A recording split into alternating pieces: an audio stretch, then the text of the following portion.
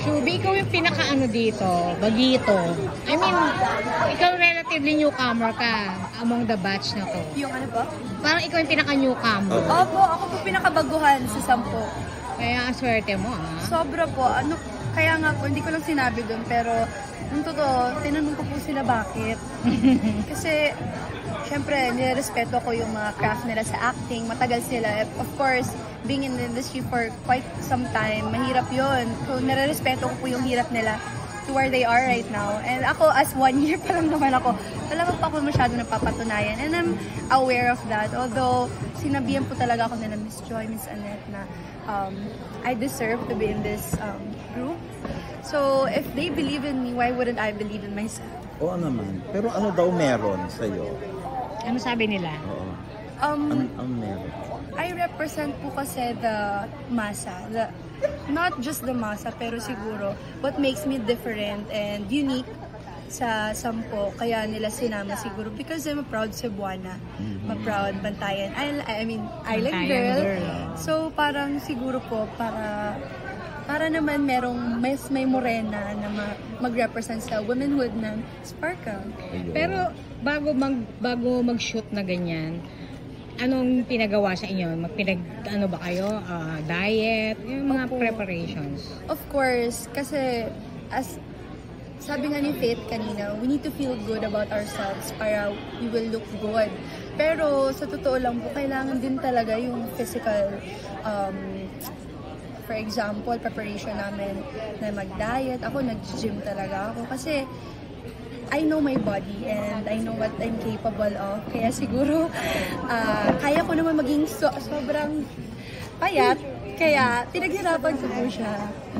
Oo, kaya nag-prepare po talaga ako physically. Kasi, I believe I'm sexy in my mindset, in my body, in my mind. I know it. Physically, dinagdag ko na lang po yun. May boyfriend ka ba? Sure. I never had. Talaga ba? Ilang taong pa na? Anong tawag doon? I'm so Boyfriend young. since birth? I'm so young. Kasi po, nung bago po ako nag-artista, I was so focused with physical therapy. Yun po yung course ko, medicine. So, wala po talaga akong time. Dati wala akong time nung nag-aaral ako. Tapos ngayon nung nag-aartista ako, parang mas nawalan ako ng time. So, baka, I don't know, I'm not closing any door. Even nung high school, wala nang ligaw sa'yo, wala kang puppy love, wala kang Crush! ka-MU, gano'n. Lahat ng crush ko, hindi ako naging crush. Kaya, nag-glow up siguro. Nag-glow up ka lang ngayon. Hindi, judgment po siguro. So, jolog sa kasi noon. Hindi talaga ako gusto-gusto. So, ngayon, ano sasabihin mo sa kanila ngayon? Who you? Ayan Sino na. kayo? Oh. May side boob pa. May pa-side boob pa. Ako lang pala yung sinayang nila. Pero ano ba, since ngayon nga parang medyo sexy yung paglo-launch sa inyo, required ba na lagi kayo maging nasa sexy outfit? Ganyan lagi ba outfit lumabas? mo? O, dapat. GMA is very conservative as a channel. Pero ako po kasi galing East, nahilig ako maghubad. Problema ko talaga yun. Pinapadamit nila ako palagi ng mga... Okay, sa IG Kasi mo, mahilig, yung napansin ko, lagi ka talaga ako. Dahil nakabikini. yung bahay namin, labas nun, dagat na. So wala talaga. Hubad talaga ng two-piece talaga.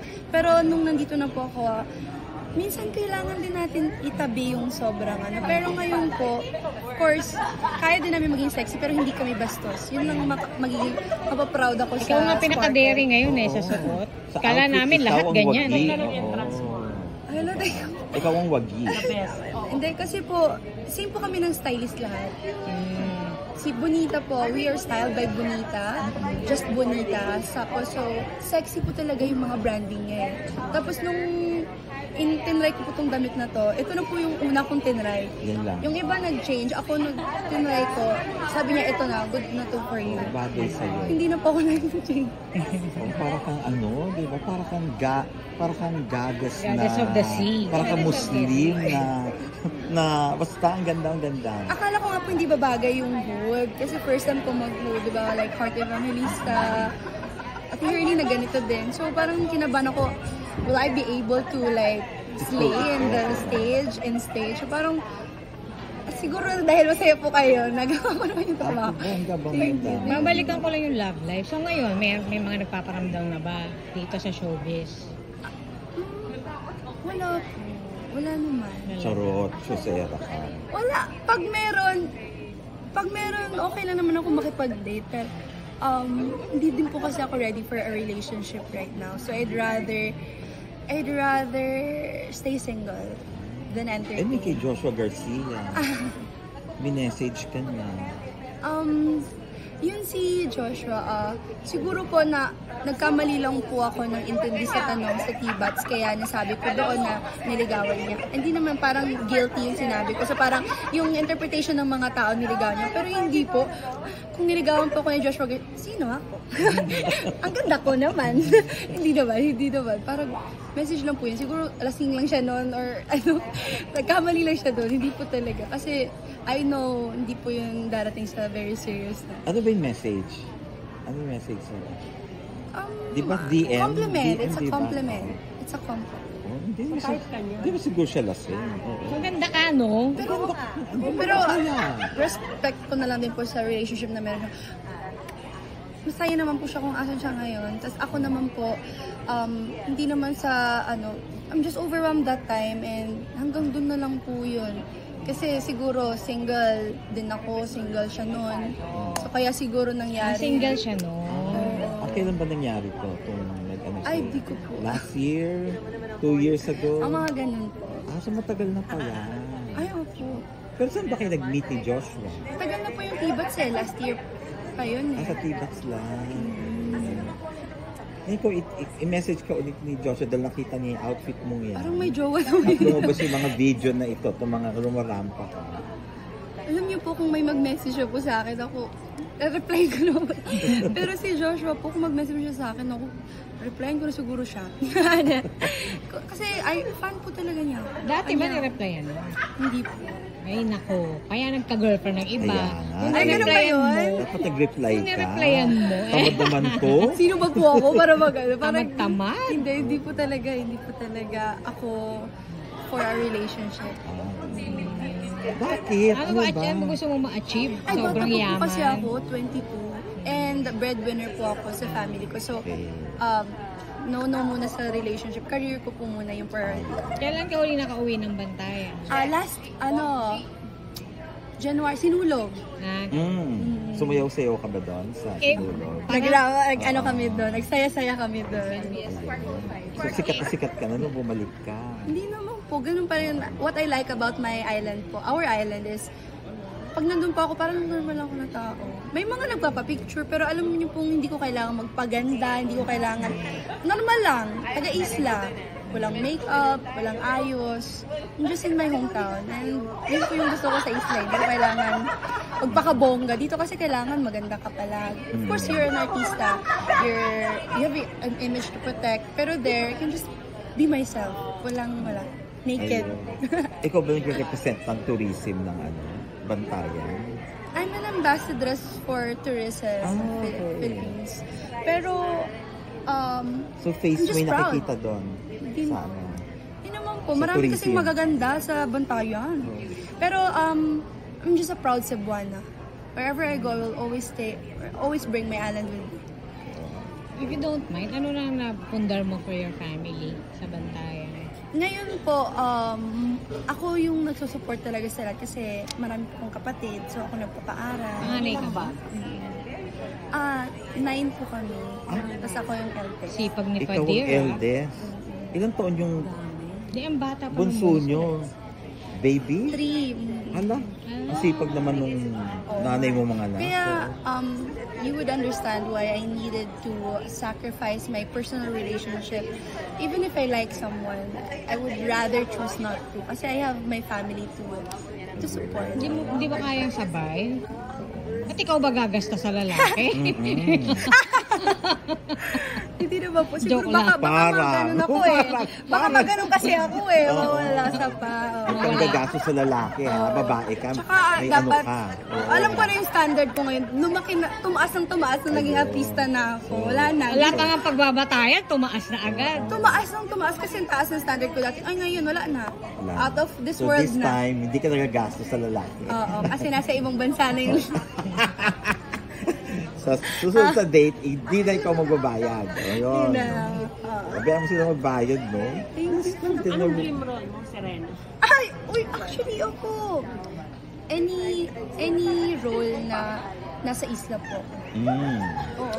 Parang gusto ko po yung i-promote ang local tourists. For example, tourist spots in our island. Kasi gusto ko ipakita na ang ganda ng Bantayan. So, pwede natin yung gawan ng story.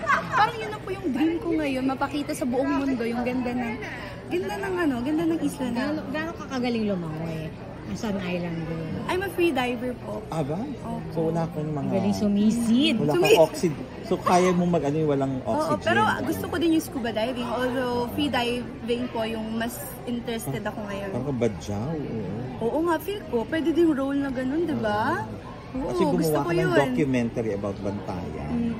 Ikaw Wait ang ano. lang, kanina yung pagrampa nyo, sino nagturo? O Ay, wala. kanya-kanya kayo? Kasi po yung rehearsal namin, lakad ganun. Tapos sinabihan po kami na kailangan daw mag-post kasi na medyo huli na ako, bigyan nyo naman ng post. O sige, bibigyan mo ko. Kaya pa ako Ayan gumano. So on the spot lang yun. On the spot po yan. So nangangabog ka. Actually, pwede kang model din eh. Ano ba height mo? Pag walang Oh, ay, ano heels? po ko, 5'5 lang. 5'5". Pwede na yun. Kasi mag-heels ka naman ng 6 inches. Ano mga shows mo ngayon? Unang hirit tsaka sangre po. Sangre kasama ka. Opo. Alright. Ano role mo sa Sangre? Hindi pa pwedeng sabihin, pero nasa mundo po ako ni Angel Garza. Kasi hangin. Opo. Kay Amiha. Kay Amiha. Kay Amihan po ako. Ayun. Galing mo. Pero matagal pa yun eh. Oo. Pero nagte-training po kami ngayon kasi may weapon. So, kailangan i-master yung weapon. Of course, physically, dapat handa kami kasi mabibigat yung fight scenes. So, Pagod ka na. Aga-aga ko magising Unang- for unang hilir. Tapos lumampak ka pa nakaganyan. mahal ko po yung trabaho. Magkakasakit ka. Pero kung sexy roles, walang problema sa'yo. Ako po, I'm proud of my body, pero I wouldn't think na papayag po yung Sparkle for that. Kinilaunch nga kayo as ano eh, medyo Basta sexy hindi eh. lang bastos. Kasi we can be sexy in our own ways naman. Hindi naman kailangan magpakita ng kung ano yan eh. Yung mga photoshoot yun, pwede yun. Pero kung movies, Let's see po, in the Tingnan mo future, muna. kung kaya ko. Kasi po, pag nandyan na sa harap ko, kukunin ko yung so challenge willing ka na yun. makipag-bed scene kay Bed Joshua scene. Garcia kung meron. Bed scene? Ang gwapo ni Joshua. Baka hindi ako makapagtrabaho noon. Baka tumitig na lang ako ganyan. Kahit sino po, willing ako makapagtrabaho. Basta po for work. Talaga? Talaga? Kissing scene with any of the 10, of any of the 9. In the right time. Wow. Ay, kissing scene with the other Ayan. 9? Oh. Sino sa Sham, kung ang role mo ay bisexual, na may girlfriend ka, sino sa Sham na yan ang gusto mong makapartner? Tsaka very open naman yung ano natin ngayon eh, yung mundo natin ngayon. Okay lang, okay Kasi na yun. nga. Although personally, pwede lalaki po. I never had my first taste na Sige na nga. So, laki muna. Wala po talaga ako experience sa lalaki. So, Pero sino crush mo sa Sham? crush? Oo. I Ano lang, admire parang everyone. girl I crush lang. Siguro kung magiging lalaki, magiging tibo ako. Magiging si Lexie. Ang ganda ni Lexie, di ba? Nakumukhaan. Tisay pala gusto mo. Oo. Mahilig ako sa foreigner. Tisa. Pang foreigner ka in fairness. Thank you po. Ayan. Thank you. Thank you. Thank you.